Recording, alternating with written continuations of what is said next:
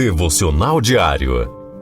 Todos os dias, uma palavra de Deus para fortalecer sua fé, renovar sua esperança e edificar seu coração. Com o Pastor Gilson. Amém. Aleluia, glória a Deus. Amados, eu quero cumprimentar a todos com a graça e a paz do nosso querido amado Salvador Jesus Cristo. Quem fala é o Pastor Gilson, amém?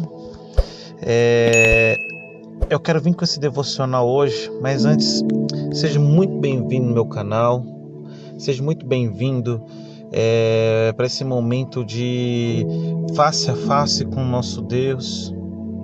Queridos, se inscreva no meu canal, me ajude a compartilhar a palavra de Deus e compartilhe esse vídeo com o máximo de pessoas que você puder. Hoje o título do devocional diz assim: você sabia que no silêncio Deus ele fala? Quando estamos magoados, às vezes encontramos cura falando sobre essa mágoa, com um amigo, com um conselheiro, com Deus, mas por fim chega o momento de parar e de falar e começar o quê?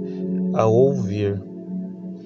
E muitas vezes, em quem falar é violar o momento.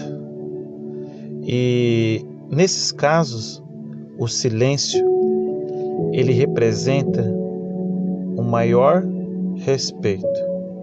O termo que mais define um instante como esses chama-se reverência.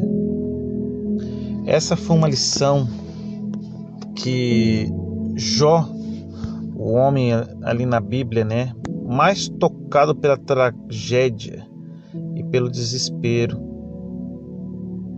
que ele aprendeu, meus amados. E Jó, ele tinha um defeito, e o seu defeito era a língua. Ele falava demais. Aleluia, glória a Deus, meus amados.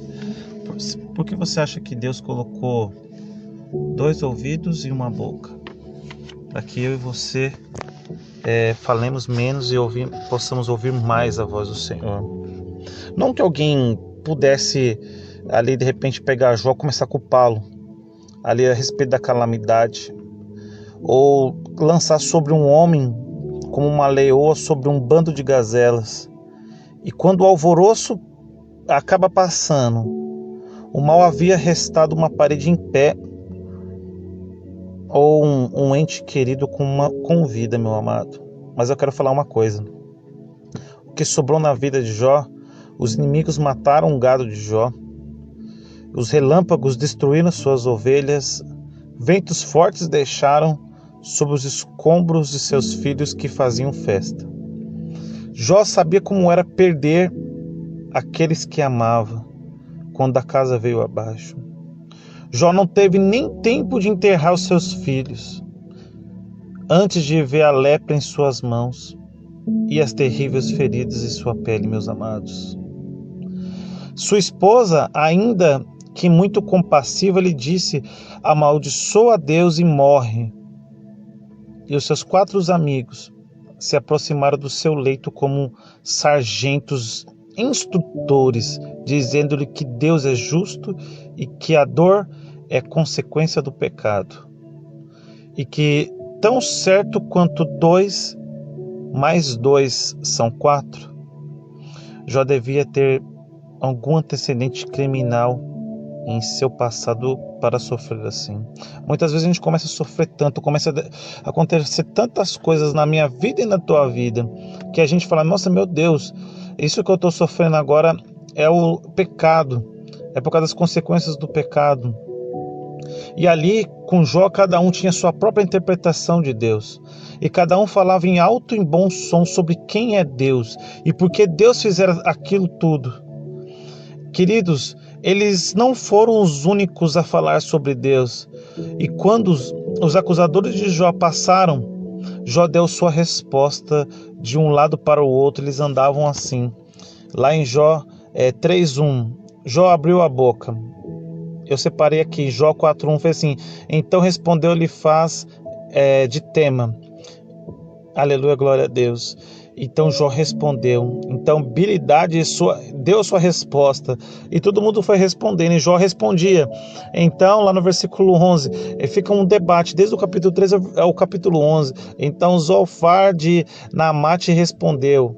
Então, meus queridos, muitas vezes este ping-pong verbal, ele vai se estender, para quem já leu o livro de Jó, por 23 capítulos. E por fim, Jó fica cheio dessas respostas.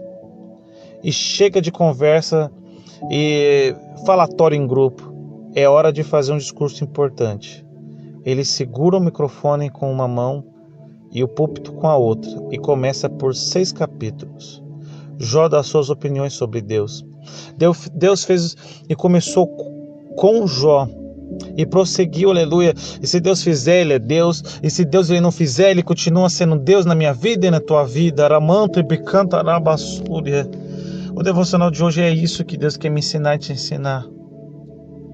Ele é Deus, Ele continua sendo Deus. Na verdade, que quem precisa de alguém é nós que precisamos do Senhor. Sem Ele nós não somos nada. Eu quero orar assim, amado Deus, eterno Pai. Meu Deus, em nome de Jesus, abençoa todos aqueles que estão ouvindo essa humilde oração através desse aplicativo. Ah, meu Deus, em nome de Jesus, que pessoas possam se sentir tocadas, pessoas que perderam entes queridos, pessoas que perderam muitas coisas, que elas possam perceber que o Senhor ainda continua sendo Deus na vida delas. Em nome de Jesus. Amém, meus queridos. Imagine largar tudo por alguns dias. Colocar sua família dentro de uma Kombi transformada em motorhome. E seguir pelas estradas do Brasil com um único propósito: levar amor, fé e esperança onde mais precisa. Família em Viagem Missionária não é apenas um livro. É uma jornada real, marcada por milagres, encontros inesquecíveis, provisão divina e transformação. Cada quilômetro rodado é um testemunho vivo de que, quando Deus planta um sonho em nossos corações, Ele mesmo abre os caminhos, envia recursos, capacita os improváveis e faz o impossível acontecer. Você vai rir, se emocionar, se inspirar. Vai sentir o calor da fé, o peso das renúncias e a leveza da graça que acompanha aqueles que dizem sim ao chamado de Deus. Este livro é mais que uma história. É um convite. Um chamado para crer mais. Para viver com propósito. Para entender que, com Deus, uma família simples pode impactar uma nação inteira. Adquira agora a Família em Viagem Missionária e descubra como uma Kombi, uma missão e um coração disponível podem mudar tudo. Porque os sonhos de Deus são reais. E eles esperam por você.